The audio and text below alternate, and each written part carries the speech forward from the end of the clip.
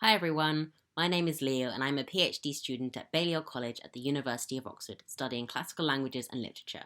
My particular area of interest is Greek tragedy, and more specifically, its reception and adaptation in later time periods and cultures. In this video, I'm going to be introducing you to theatre in the ancient Greek world. There are three core objectives which I hope you will take away from this presentation. The first is to gain an understanding of what an ancient theatre looked like, how it worked, and what its function in Athenian society was.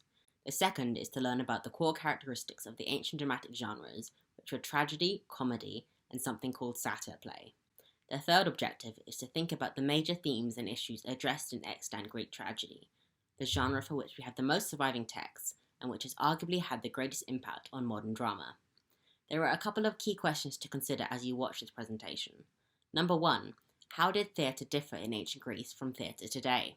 Second, did ancient theatre function purely for entertainment purposes, or did it have a political, educational, religious, social, and/or economic role?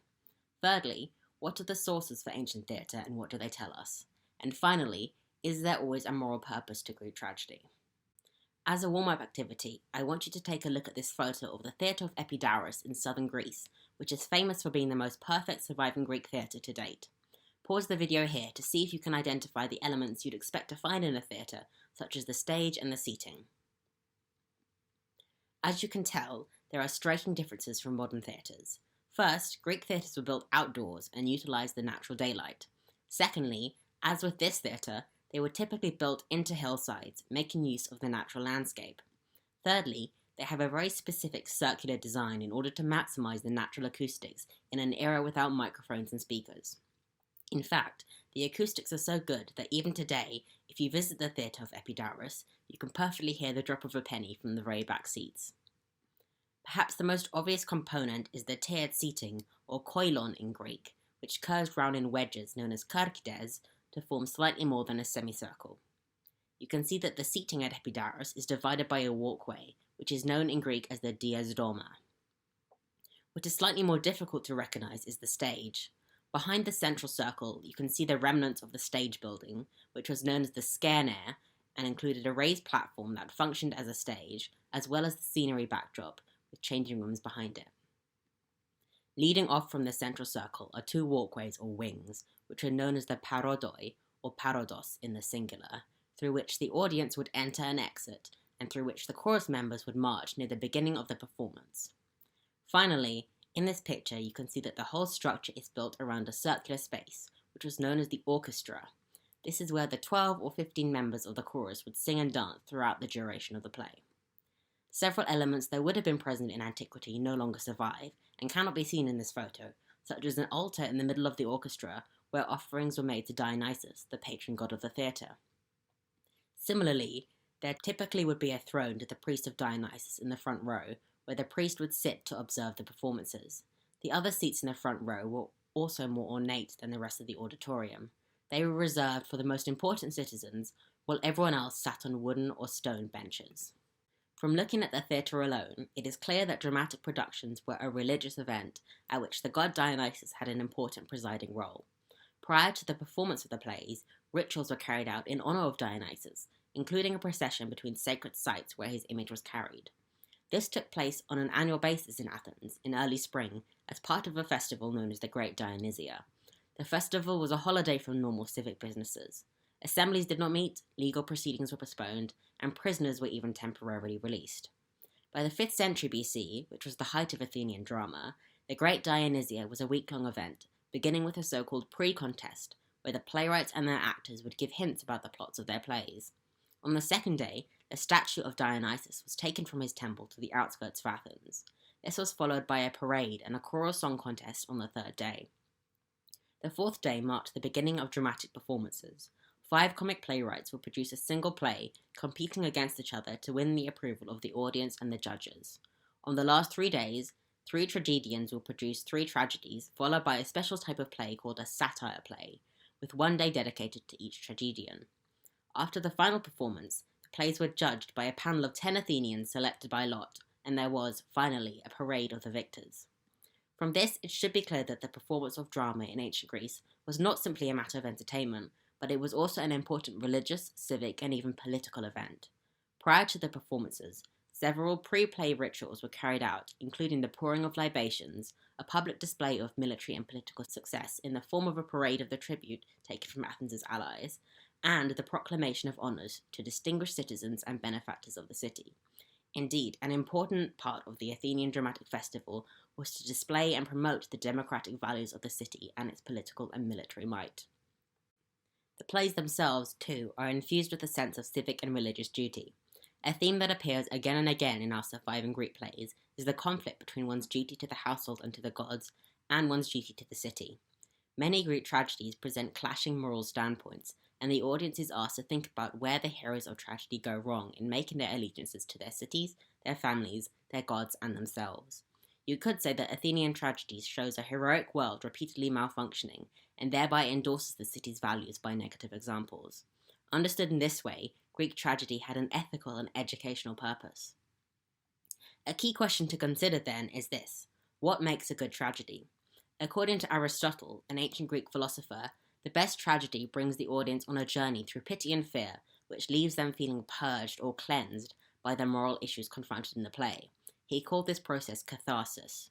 He defined tragedy as follows: tragedy is an imitation of an action that is serious, complete, and of a certain magnitude, in language embellished with each kind of artistic ornament, the several kinds being found in separate parts of the play, in the form of action, not of narrative, through pity and fear affecting the proper purgation of these emotions.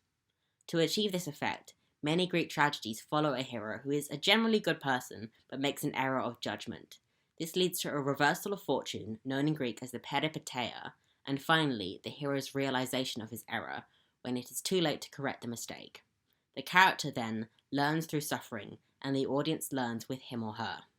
One of the most famous examples of tragedy that elicits emotions of pity and fear by embodying the conflict between the private and the public is the Antigone by a playwright called Sophocles. In this play, a young woman called Antigone has lost both of her brothers, who fought to the death over the right to rule their city of Thebes. One of the brothers, who fought on behalf of the city, has been buried with honours by the new leader of Thebes, who is called Creon and is, importantly, Antigone's uncle. The other, who betrayed Thebes and fought against the city, has been banned by public decree from receiving a burial. In ancient Greece, burial was a religious rite, and it was believed that if a body was not buried, the soul of the deceased would not be able to pass to the afterlife. Antigone, therefore, defies Creon's decree and secretly buries her brother, even though he has been declared a traitor to his city. The conflict between Antigone, who represents the values of the family and the gods, and Creon, who represents loyalty to the city, comes to a head in this scene of the play. Pause the video here to think about the extract on the screen. A key question to think about, which the ancient Greek audience would also have been pondering, is: who is in the right, Antigone or Creon? Is it better to obey the laws of the city or the laws of the gods? And how important is one's duty to one's family? Are Creon and Antigone both in the right, or are they both in the wrong? Ultimately, Creon sentences Antigone to death for her refusal to yield to his authority, and he realizes only too late that he has gone too far. Both Creon and Antigone suffer for their refusal to yield. Antigone loses her life, and Creon loses his whole family. The play ends with a stark message about the dangers of sticking too strongly to your own beliefs and not being willing to balance your responsibilities to others, be they your family, your city, or your gods. While Greek tragedy is, therefore, highly moralizing and even political, other forms of Greek drama are less serious. The type of drama known as satire play, which was the final drama staged after the three tragedies at the Great Dionysia, has similarities with tragedy but takes a very different approach. Both tragedy and satire play almost always dramatize a myth, but whereas tragedy interrogates ethical and political questions, satire drama is more light-hearted and usually has a happy ending. The name of satire drama comes from the fact that the chorus, about 15 men who sing and dance, interacting with the main characters, are dressed up as satyrs, mythical creatures who are half human, half goat. We have lots of pots from ancient Greece that depict satyrs frolicking in nature, existing in both human and the natural realm. The final genre of Greek drama is comedy.